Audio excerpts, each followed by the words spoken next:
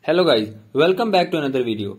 In this video I will show you how to fix the forest crashing on startup problem on your Windows in PC and laptop. So to fix this issue, follow every step as I am showing in this video, and do not forget to subscribe this channel and also press the bell icon for the latest upcoming videos. Hope so this will fix your problem and help you a lot.